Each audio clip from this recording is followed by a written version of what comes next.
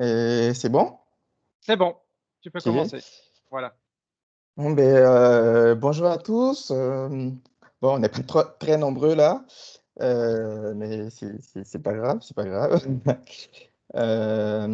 J'espère que vous allez bien. Je suis Sébastien Covenant, je suis consultant data et BI, je suis Exakis Nelite, comme vous le voyez sur le fond de mon écran là. Euh, Sur l'arrière-plan de mon écran. Et donc là, on va aborder un sujet, comment sécuriser une connexion entre Power BI et Azure SQL dans un réseau virtuel. Alors, donc, la problématique, en fait, c'est ça. C'est-à-dire, on a une base de données, Azure SQL, donc dans Azure, et le but, en fait, c'est de sécuriser les connexions entrantes dans la base de données. Et sorte en fait que on ne puisse accéder à cette base-là que par le biais, enfin, qu'en passant par un réseau virtuel, en fait, par Azure VNet, en fait. Donc, si on n'est pas dans le sous-réseau, on ne doit pas être capable d'accéder à cette base de données, en fait. Et ça suppose qu'on désactive tout ce qui est connexion depuis Internet public.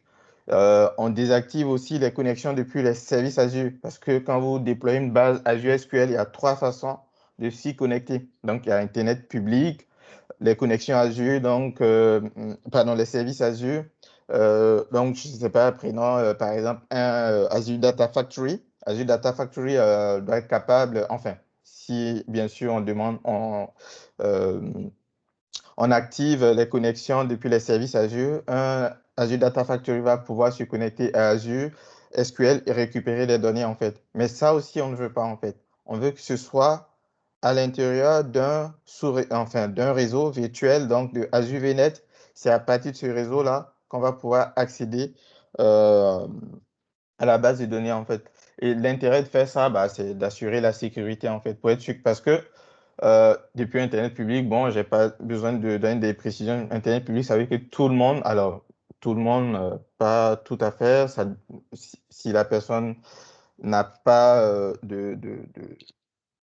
la personne n'a pas n'est pas ajouté comme utilisateur sur la base de la personne, bon, on va pas pouvoir s'y connecter. Mais déjà, le fait de mettre dans un réseau, c'est déjà un premier niveau en fait de sécurité en fait. Mais si c'est Internet public, ça veut dire que tout le monde a priori peut s'y connecter parce que c'est public.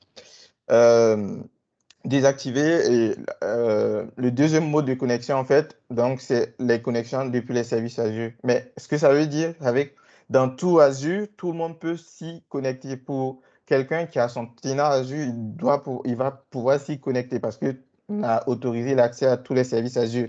Là encore, ça suppose que la personne est, je sais pas moi, soit ajouté comme utilisateur sur la base de données, bien sûr, mais ça, c'est un deuxième niveau de sécurité, en fait.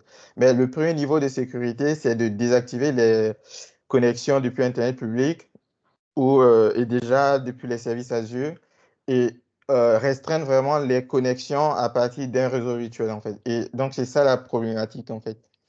Et donc, on va avoir un truc comme ça où, ici en bleu, là, on a voilà, nos services Azure qu'on utilise, donc par exemple Azure Data Factory, Azure Virtual Machine, Azure App, Azure SQL et tous ces services-là, on ne veut pas en fait que qu'on puisse y accéder à partir d'Internet public. Il faut passer essentiellement, enfin nécessairement par un réseau virtuel, par Azure VNet pour pouvoir y accéder en fait.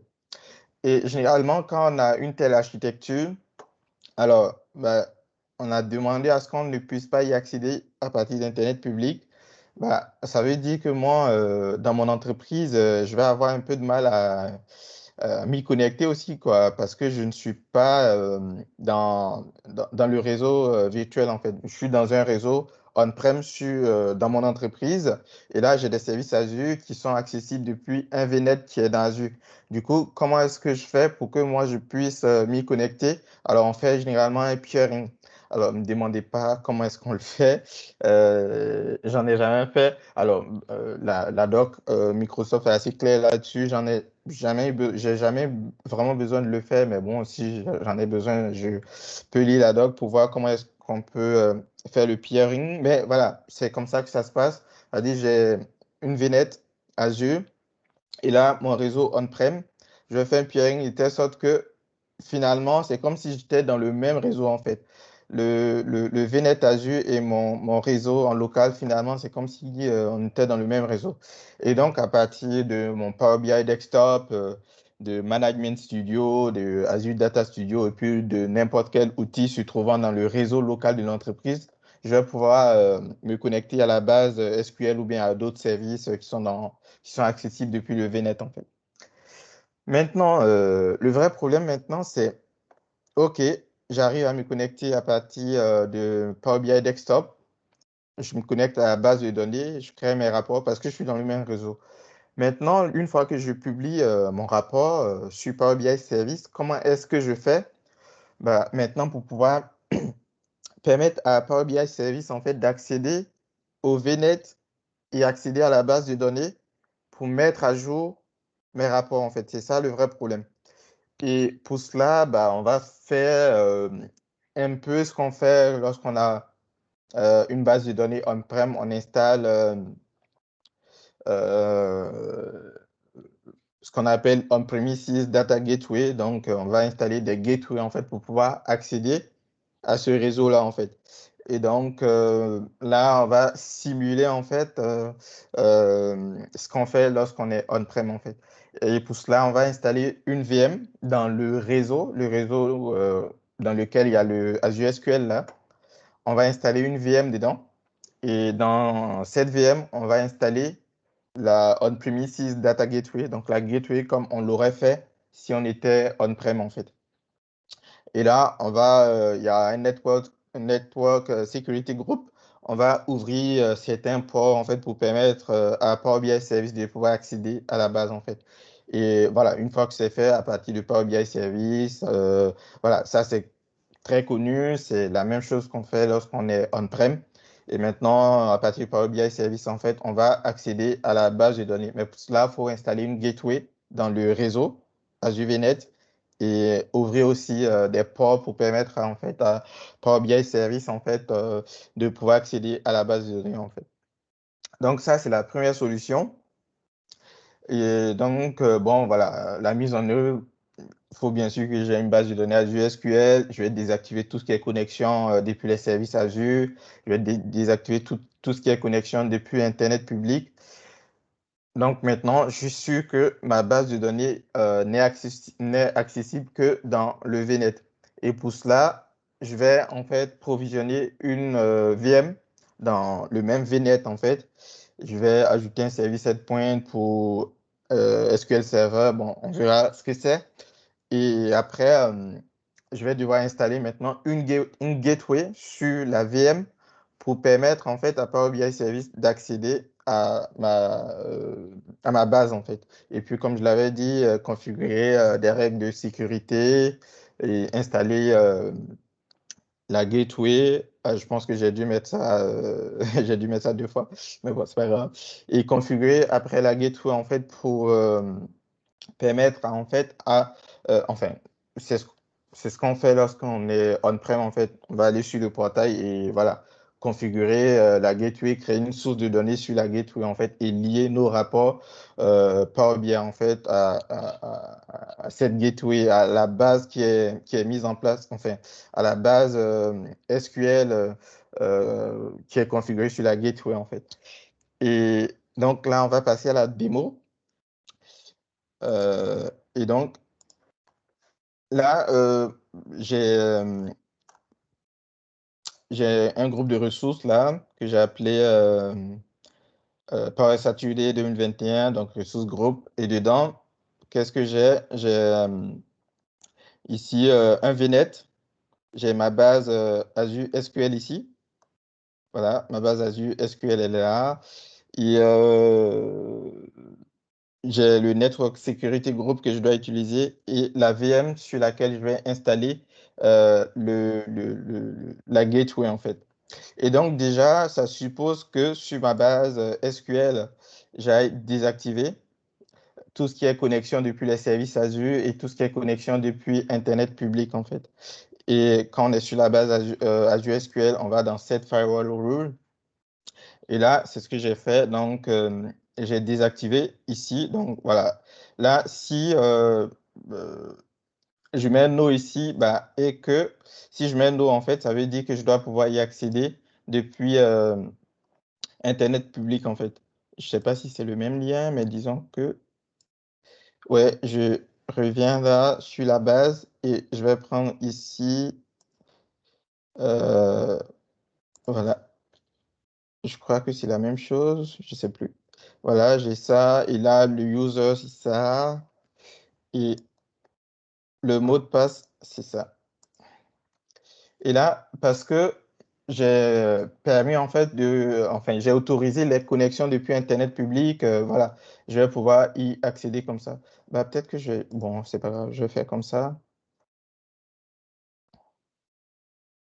Voilà, il va me demander de me connecter. Là, je suis vraiment depuis Internet public, hein, je suis sur ma machine en local en fait. J'arrive à m'y connecter. Enfin, je devrais pouvoir arriver à m'y connecter.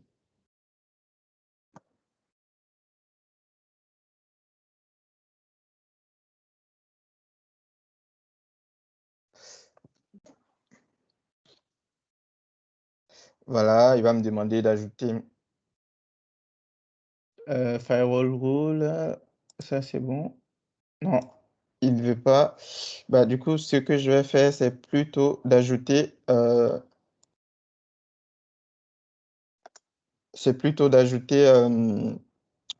l'adresse IP depuis ici, en fait. Du coup, maintenant que c'est enregistré, je vais l'activer. Je vais sauvegarder. Maintenant que c'est sauvegardé, je vais venir là et tout, et je devrais pouvoir m'y connecter en utilisant le mot de passe.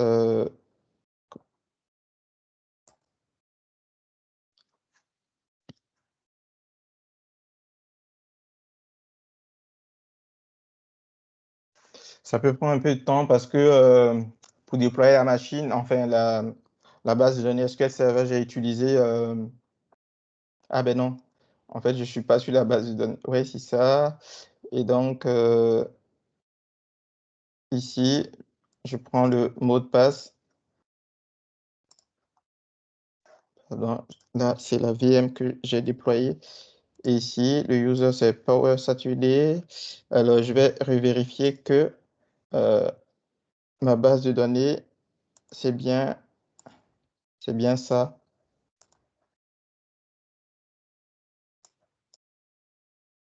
Ah oui, d'accord. C'était pas la bonne base de données parce que c'était les tests que j'avais réalisés hier. Et donc, je vais reprendre le mot de passe ici. Il est là.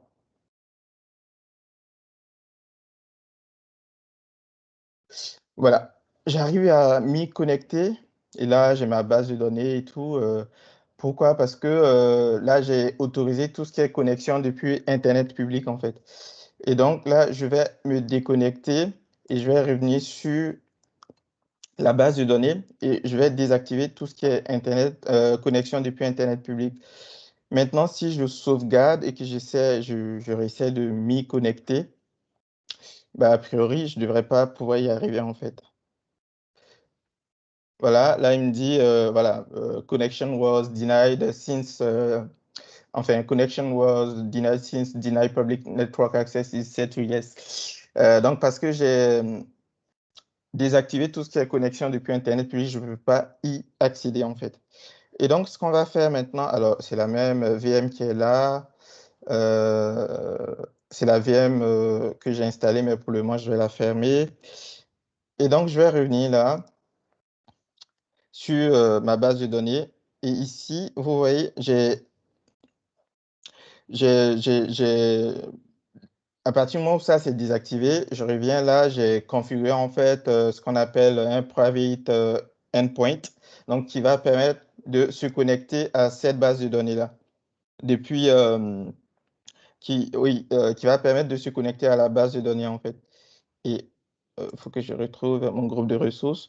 Et donc, dans le groupe de ressources, à ça, le private link, ça permet en fait de se connecter à la base Azure SQL en fait, enfin à partir du VNet en fait. Et du coup, ça, c'est intégré dans le VNet et tout, ça permet de s'y connecter.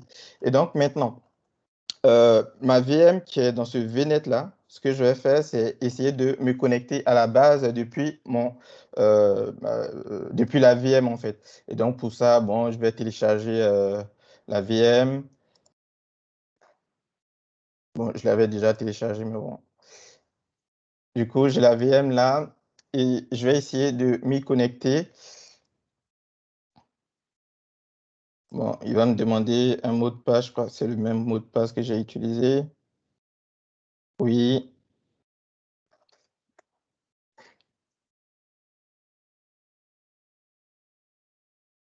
voilà, parce que je l'avais déjà démarré en fait. Et maintenant, on a vu qu'en fait, depuis Internet public, je n'arrive pas à me connecter à la base de données en fait. Maintenant, ce que je vais faire, c'est essayer de m'y connecter depuis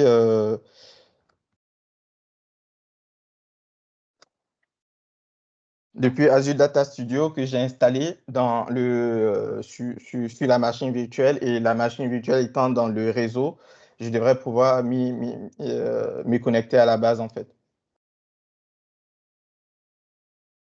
Et donc là, je vais créer une nouvelle connexion SQL Server. Et je crois que c'est la même chose là, c'est le même serveur parce que bon, ça a sauvegardé ce que j'avais fait. Et là, je vais prendre du coup le mot de passe ici.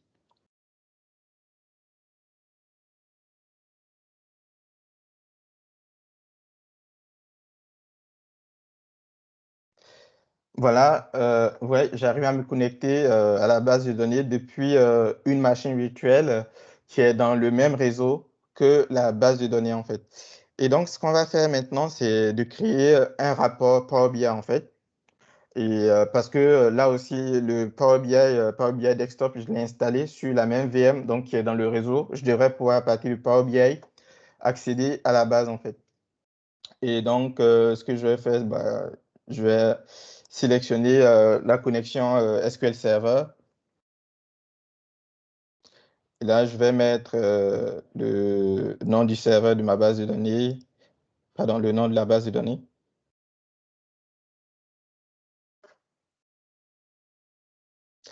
Euh, donc ici, ma base de données, c'est ça. Et là, je vais récupérer le server name. Je vais revenir là et je vais mettre ça.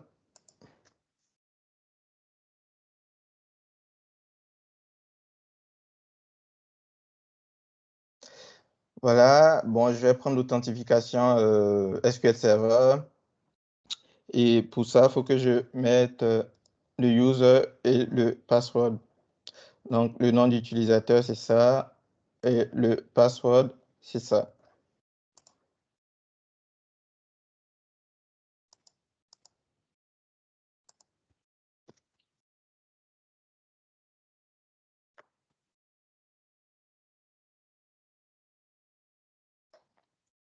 Donc là, j'arrive à m'y connecter. Alors, on va prendre une table comme ça. Prenons la table Customer.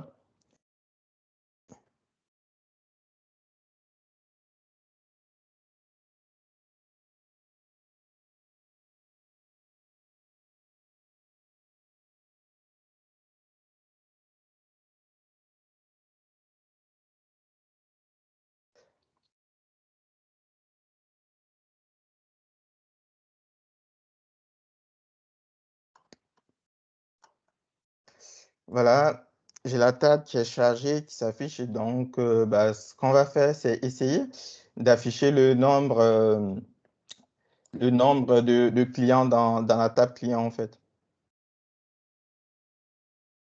Voilà, là, il me dit, alors, il a fait, ouais, le nombre, on va mettre nombre distinct, mais je crois que c'est la même chose.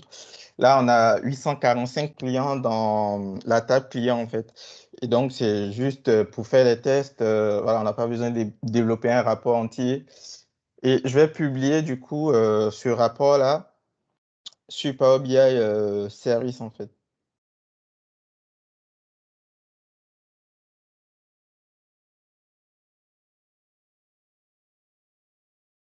voilà, j'ai publié sur Power BI Service.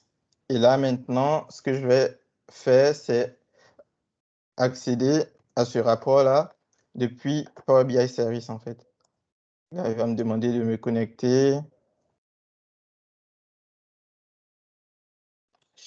J'ai publié dans ce workspace et voici le rapport en question.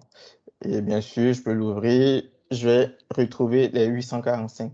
Et si je reviens là, que j'essaie d'actualiser, bah, j'aurai un problème parce que je n'ai pas configuré de gateway en fait pour pouvoir actualiser le dataset en fait. Et donc, bah, là, ce que j'ai fait, c'est d'installer une gateway. Donc, la gateway, c'est ça, On-Premises Data Gateway. Donc, c'est une simple application à installer, hein. Ça s'installe, voilà, il y a en deux modes. Il y a le mode standard et il y a le mode personnel. Alors, lorsqu'on est en production, c'est quand même conseillé d'installer en mode standard. Le mode personnel, c'est vraiment lorsqu'on est en développement sur sa propre machine, on l'installe. Et ça, on va en reparler après. Donc, ça, c'est bon, ça a été introduit il n'y a pas longtemps, mais on va en parler après dans la deuxième solution en fait, pour se connecter à un VNet. Et donc là, j'ai installé la gateway sur la machine virtuelle. Faut l'installer sur une machine qui se trouve dans le réseau auquel on veut accéder en fait. Et c'est dans le VNet qui est sur Azure. Le réseau, pardon, c'est le VNet qui est sur Azure, c'est à ce VNet qu'on veut accéder en fait. Et donc, il faut installer euh, la gateway sur une machine qui se trouve dans le réseau en fait. Et puis, donc, moi, j'ai utilisé la même VNet en fait. Pardon, la même VM en fait. Et donc, là, ce que je vais faire, c'est de revenir sur Power BI ici. Et là, je vais aller là. Et ici, on a géré les passerelles. Et dans gérer les passerelles, je vois les passerelles qui ont été installées. Et la passerelle que j'ai installée pour, enfin, sur la VM qui est dans Azure, c'est celle-là. Et après, bon, sur la gateway, il faut installer, faut créer une source de données qui pointe, là, je l'avais déjà créée, mais je vais supprimer et recréer en fait. Il faut créer une source de données qui pointe vers notre base Azure SQL en fait. Et donc là, ce que je vais faire, je vais créer cette source de données que je vais appeler Azure SQL. Et là, il faut choisir un type de données et notre base, c'est SQL Server. Et là, il faut mettre le nom du serveur. Et le nom du serveur, c'est ce qui est ici. Donc, je reviens là, je fais ça et ils vont me demander le nom de la base de données. Alors, le nom de la base de données, c'est ce qui est ici. Donc là, j'ai le nom de la base de données. Ah, je suis revenu dans... Donc ici, je mets le nom de la base de données. On va me demander la façon de m'authentifier. Bon, je vais prendre l'authentification SQL Server. Et donc, ça suppose que je mette le mot de passe. Donc ça, c'est le mot de passe. Et que je mette le user.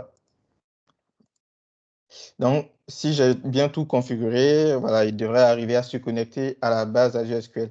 Et là, c'est bon, il arrive à s'y connecter. Donc, maintenant, ce que je vais faire, c'est de revenir ici. Et bah, même là, je n'ai pas encore lié mon rapport à la passerelle, hein, donc ça ne marche toujours pas. Et donc là, dans planifier l'actualisation, bah, il va me demander de me connecter à la passerelle, en fait. Et donc là, maintenant, parce que bon, j'ai bien tout fait, je peux maintenant venir là et lier mon rapport à la source de données que j'ai créée sur la gateway, en fait. Et là, je vais activer. Et si j'enregistre tout ça et que je reviens là, que j'essaie de faire l'actualisation, vous allez voir, bah, maintenant, il va arriver à faire l'actualisation, en fait. Voilà, c'est bon, il arrive à actualiser.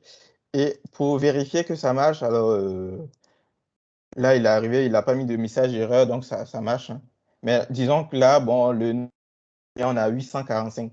Et donc, pour vraiment vérifier que bon, il arrive à capter quand même les modifications dans la source de données, ce que je vais faire, en fait, c'est d'aller dans Azure Data Studio, dans la VM. Et ici, ce que je vais faire, c'est supprimer. Alors, ça aurait pu être ajouter des lignes, mais je vais plutôt supprimer des lignes, en fait. Donc, je vais venir là, dans serveur, j'ai ça, base de données. Voilà. Et ma table client, bah, je vais faire un edit dessus. Et je vais lui demander de supprimer, je sais pas, deux, trois lignes. Voilà. Ça, c'est bon, j'ai supprimé les lignes. Et donc, on est d'accord que ici, avant la suppression, j'avais 845 lignes, enfin, en tout cas, clients dans ma base de données. Et donc, là, maintenant, si j'essaie d'actualiser,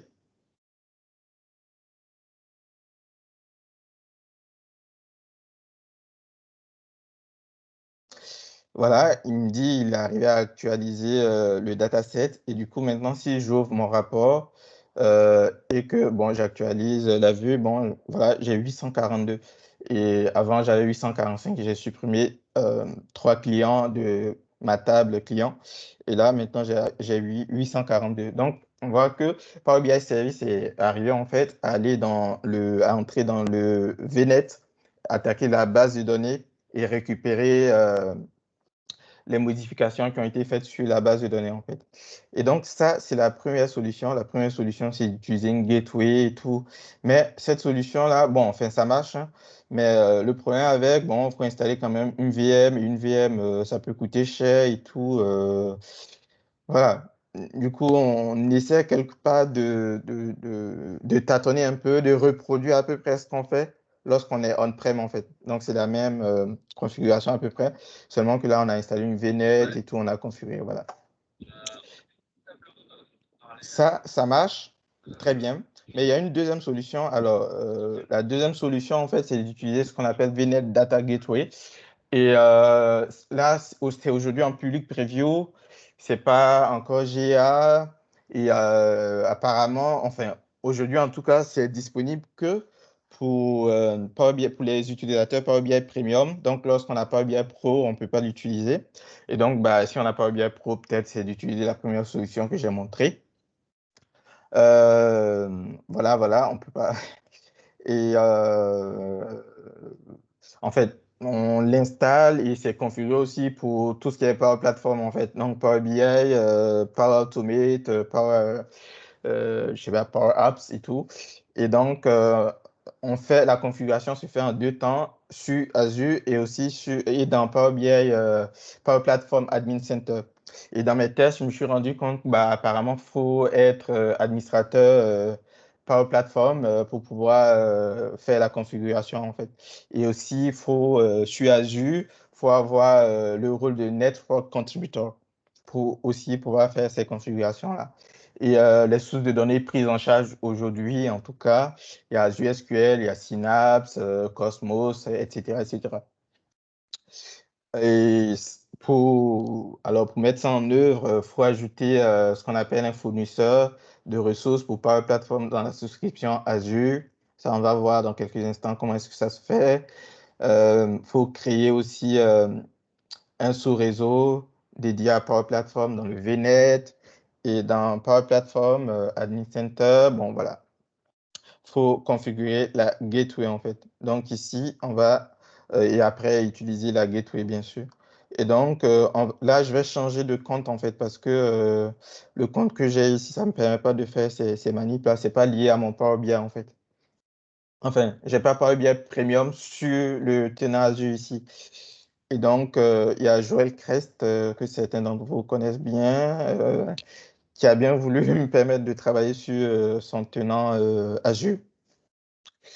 Et donc, bah, en fait, j'avais dit, en fait, la première étape, c'est d'ajouter, en fait, un ressource, fournisseur de ressources, dans le resource provider, oui, fournisseur de ressources dans la souscription Azure pour Power Platform. Et pour ça, il faut aller sur la souscription.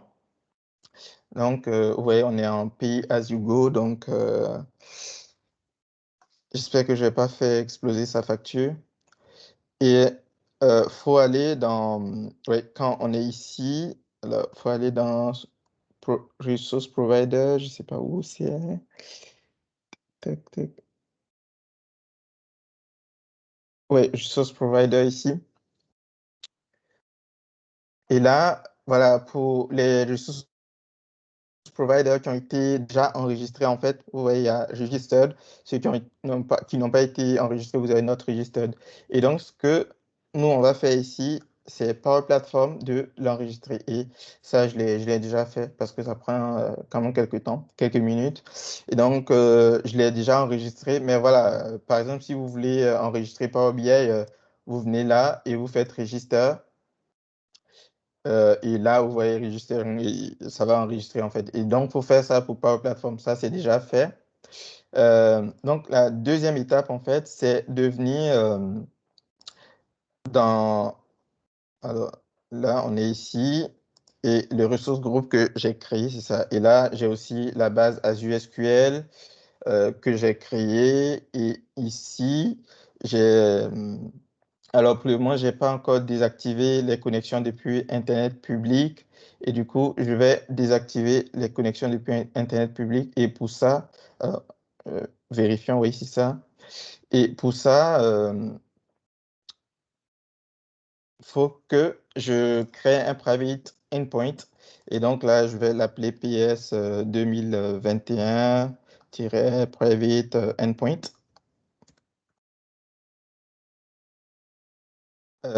Et là, je crois que c'est dans la région France centrale qu'il y a mon réseau. Et donc, ça, c'est bon. Pay as you go. Là, il va me demander bah, le service endpoint que je veux enregistrer, c'est quoi? Je veux enregistrer le service endpoint pour SQL Server, en fait. Et donc, je vais prendre ça. Et là, il me demande quel serveur, SQL Server, en fait. Donc, je prends ça. Voilà. Et il va m'enregistrer ça. Et le sous-réseau dans lequel, alors, donc là, je vais l'installer dans internal. Donc, c'est le sous-réseau euh, par défaut que j'ai créé. Et là, bon, bien sûr, on peut avancer, tag, machin et tout. Et là, je vais créer. En fait, ça, j'aurais dû faire ça au début. Et on va attendre que ça crée le private endpoint pour pouvoir désactiver les connexions depuis Internet public, hein.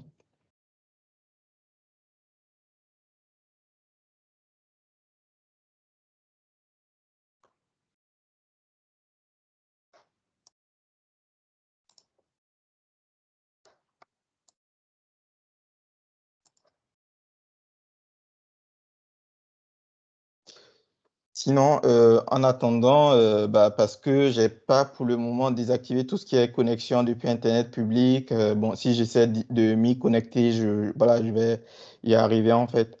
Et d'ailleurs, c'est ce qu'on va faire. C'est-à-dire, avant de désactiver les connexions depuis Internet public, parce que j'ai pas envie de, comme je suis sur la souscription de Joël et c'est du pay-as-you-go, j'ai pas envie d'installer une VM dedans et tout, parce que ça peut coûter cher en fait. Du coup, on va un peu tricher.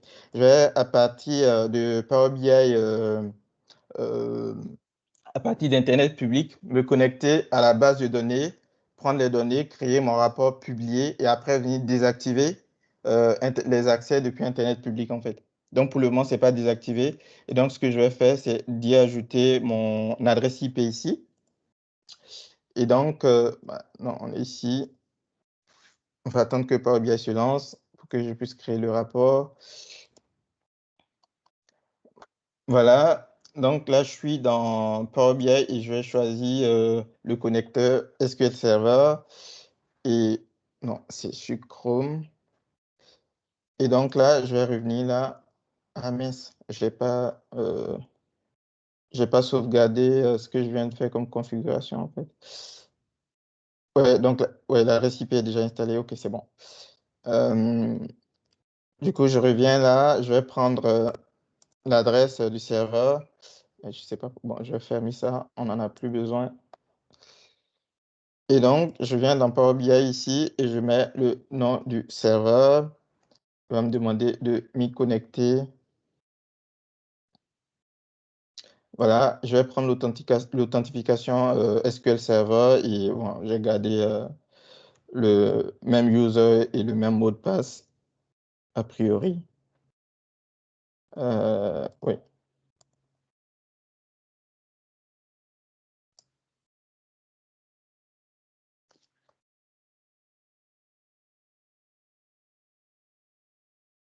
Voilà, il me dit, nous avons rencontré une erreur, pièce SQL Server is not allowed to access. Alors, qu'est-ce que j'ai fait? Ah oui, d'accord, je suis ici. Bah oui, ça c'est enregistré. Oui, c'est bon. Et donc maintenant, si je suis ici, ah oui, d'accord, je crois que j'ai pas pris le bon serveur en fait.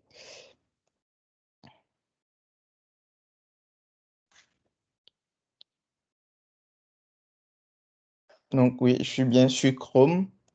Et là, bah, je pense que c'est la même chose.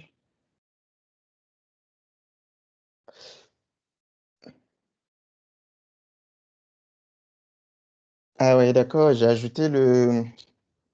Il me dit ça peut prendre jusqu'à 5 minutes pour prendre pour que les changements soient pris en compte en fait. Bah, du coup, en attendant, on va voir le reste de la configuration pour le VNet Gateway. Et donc pour cela, je vais revenir ici. Et donc quand on est là, on voit que le private link a été installé. Et donc pour cela, pour pouvoir créer le VNet, le VNet Gateway, il faut aller dans le VNet ici et il faut installer un nouveau sous-réseau en fait. Donc, on va aller dans Subnet et du coup, bon, je l'avais déjà créé, mais je vais en créer un autre. Il faut créer un sous-réseau qui va être dédié à Power Platform en fait. Et du coup, je l'avais appelé Power Platform. Bon, pour ça, il faut aller là et puis je vais mettre un truc comme ça, PP Platform ici. Et là, vous devez créer un truc pour Power Platform. Vous devez déléguer. Alors, c'est comme ça, ils ont appelé délégation de, je sais pas comment. euh, on va dédier en fait ce sous-réseau-là à Power Platform en fait. Du coup, faut utiliser ça pour déléguer, pour dire que ça, c'est Power Platform qui doit l'utiliser en fait. Et après, on met un nom, on sauvegarde et une fois que j'ai sauvegardé, je devrais être capable dans Power Platform Admin Center d'accéder à ce subnet que je viens de créer en fait.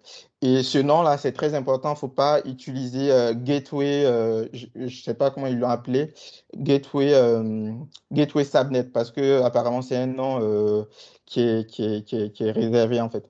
Le nom Gateway Subnet est réservé, du coup, il ne faut pas l'utiliser. Bon, là, j'ai mis PP Platform, ça devait passer quoi. Et donc, une fois que ça, c'est bon, je viens dans Power Platform Admin Center. Et là, vous allez dans Data, vous voyez, c'est un preview, donc c'est une fonctionnalité qui est en public preview. J'ai remarqué quelques bugs et tout, je ne sais pas. Voilà, mais ça fonctionne en tout cas, j'ai testé, ça fonctionne.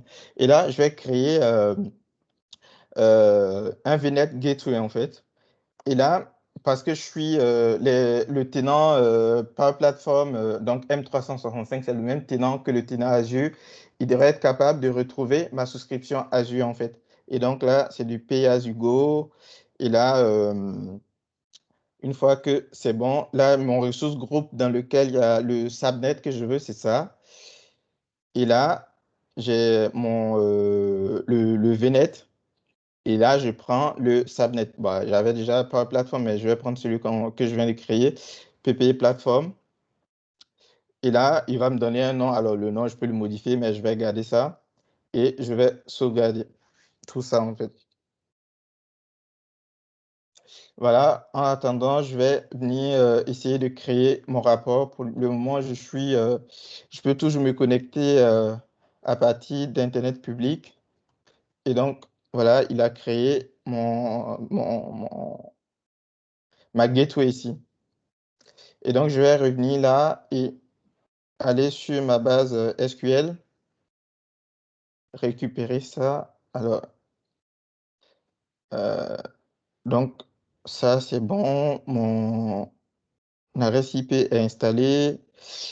Et donc, maintenant, si je suis là et que j'essaie de m'y connecter,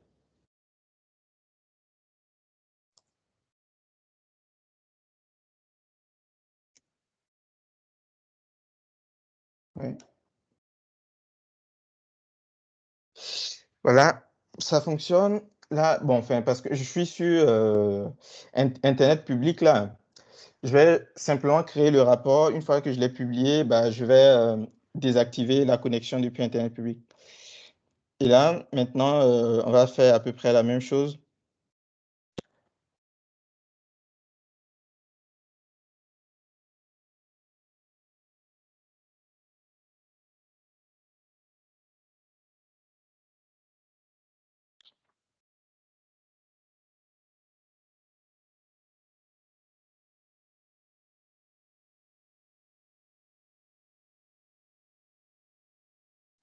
Voilà, je vais essayer de faire à peu près la même chose.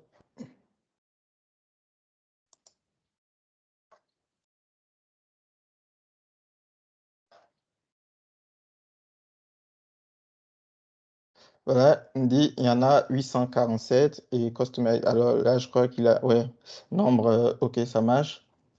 Et donc ça, il faut que j'enregistre le rapport avant de pouvoir publier. Donc je vais sauvegarder ça dans...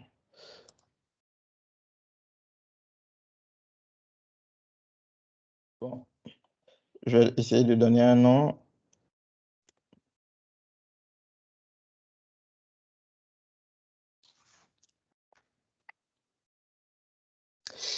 Voilà, maintenant que c'est sauvegardé, je vais essayer de publier tout ça en fait. Et je vais essayer de publier dans un workspace. Alors, il y a une chose qui est importante en fait. Du coup, je vais revenir ici et dans le workspace en fait, je crois que j'ai deux workspaces ici. Alors, il faut publier dans un workspace premium en fait pour pouvoir utiliser cette fonctionnalité. Là, c'est pas premium. Si je publie dedans, ça va pas fonctionner en fait. Parce que c'est une fonctionnalité, encore une fois, qui est premium, en fait. Et donc, là, je prends ce workspace-là, je publie dedans.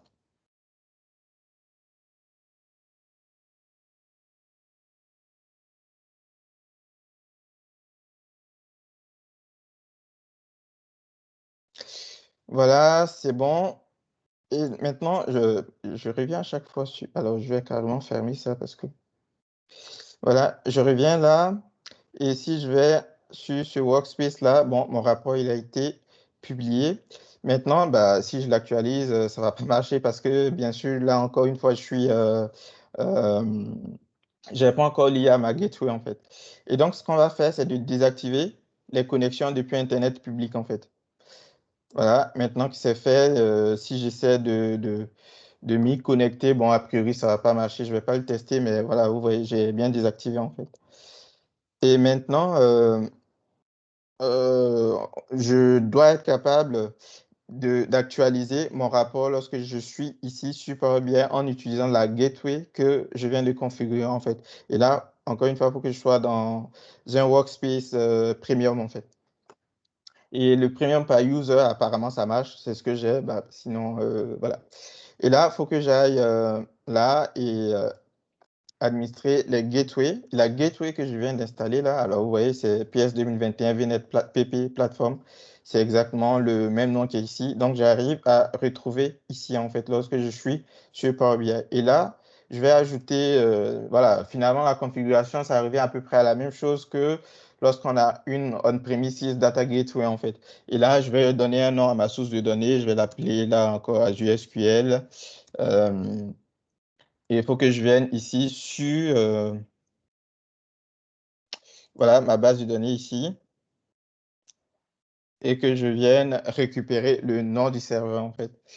Et donc là, je lui dis, voilà, vous voyez, les sources de données prises en charge, c'est ce que j'avais montré là. Alors, on n'a pas toutes les sources de données Power BI qui sont prises en charge. Je ne sais pas si c'est amené à évoluer, je ne sais pas trop.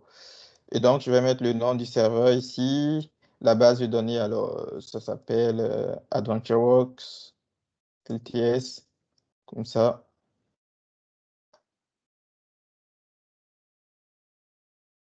Voilà. Et l'authentification, alors, je vais prendre l'authentification SQL. Donc, le mot de passe est là. Et alors, je ne sais pas si c'est le mot de passe que j'ai mis ou bien c'est...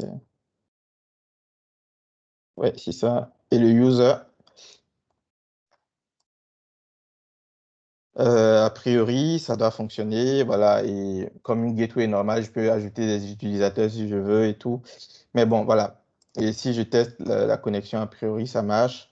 Et donc maintenant, je peux venir ici et essayer maintenant de lier mon rapport à voilà, à la gateway, à la source de données qui a déjà été installée sur, qui a été configurée sur cette gateway en fait.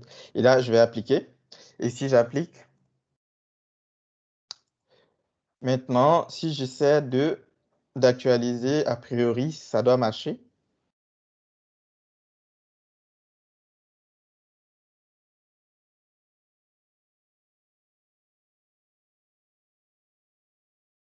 Voilà. Voilà, l'actualisation, ça fonctionne, mais vous voyez, je peux bien sûr supprimer des lignes et puis essayer Bon, on a encore un peu de temps, j'ai 8 minutes pour le faire, donc je vais plutôt revenir ici et je vais maintenant activer la connexion depuis Internet public et me connecter depuis, alors, ouais, me connecter depuis Management Studio et supprimer des lignes et on va voir que, bon, a priori, il devrait être capable de, de détecter que la source de données a été modifiée. Euh,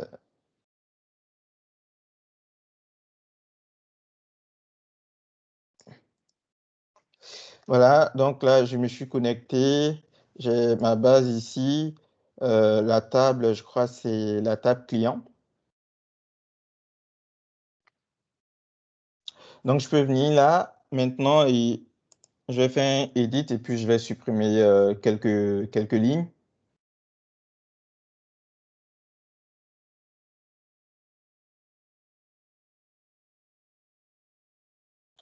Donc là, bon, je supprime, je sais pas, 3 lignes comme ça. Et donc, maintenant, je vais retourner sur Azure et désactiver tout ce qui est connexion depuis Internet public, en fait. Et donc, pour cela, je vais aller là. Hmm, J'ai désactivé ça. Donc, depuis Internet public, on ne peut pas accéder à la base. Donc, maintenant, si je reviens là et que, bah, alors, je vais ouvrir ça au début. On a, je crois, 847 lignes. Voilà. Et maintenant, je vais actualiser.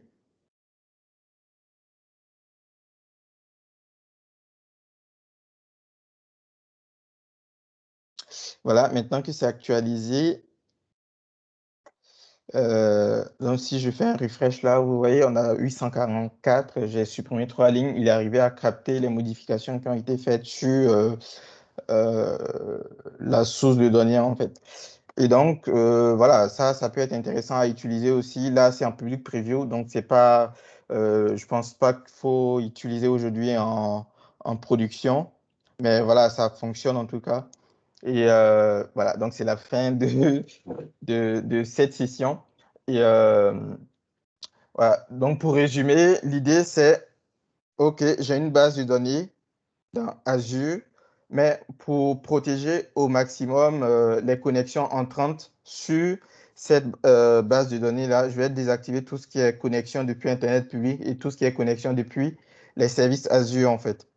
Une fois que j'ai désactivé tout ça, bah maintenant, il faut que je puisse quand même accéder à cette base de données en fait. Et pour pouvoir s'y connecter, je vais mettre cette base de données dans un VNet en fait. Maintenant, à partir du VNet, comment est-ce que je peux accéder? Je peux permettre à Power BI Service qui, lui, n'est pas dans le VNet d'accéder quand même à la base pour pouvoir actualiser mes rapports.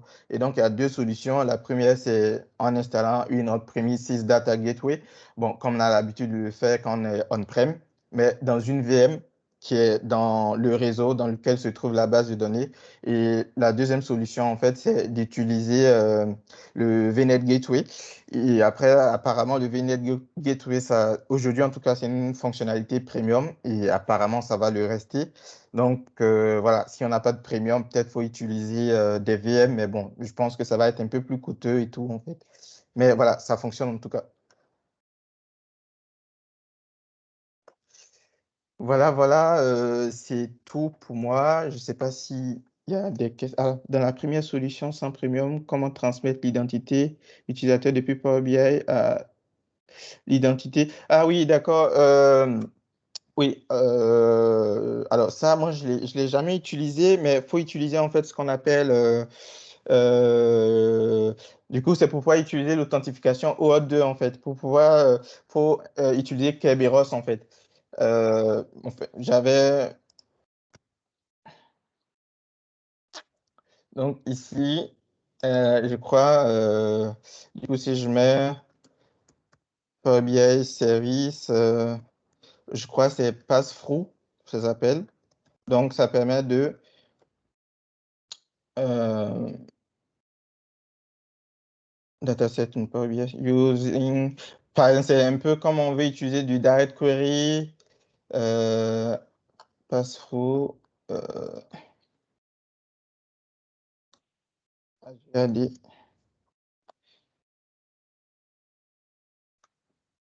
Voilà.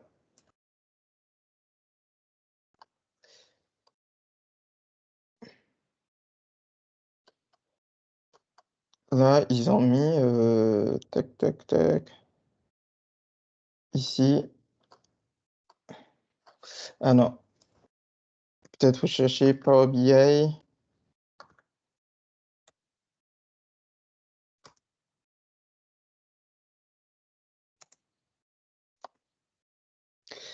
Voilà, c'est ça, du single sign-on.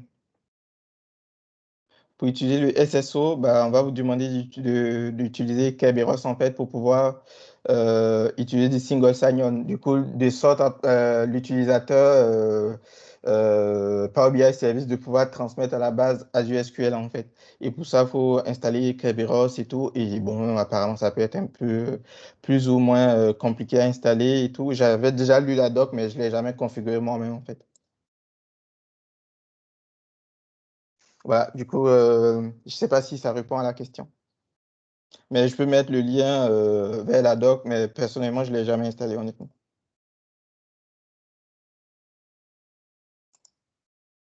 Ok, est-ce qu'il y a d'autres questions, peut-être? Apparemment, ça répond à la question. Après, Yannick. Parce que, ah bah, je vois que les autres sont, à mon avis, partis dans les autres sessions, parce que ça va bientôt commencer. Mais Mm. merci beaucoup, Sébastien, pour ta présentation. Oui, Et merci à tous d'avoir participé oui. à cette session. Voilà, merci d'être venu. Ça a été un peu difficile parce que bon, c'est ma première conférence en fait, donc apprenti conférencier. Donc voilà, ne soyez pas très sévère envers moi et tout. Mais bon, voilà, je pense qu'on y est Ça s'est bien arrivé. passé. Ça s'est bien passé, t'inquiète pas. Bah ouais. Voilà. Bah, écoutez, je vous invite à passer dans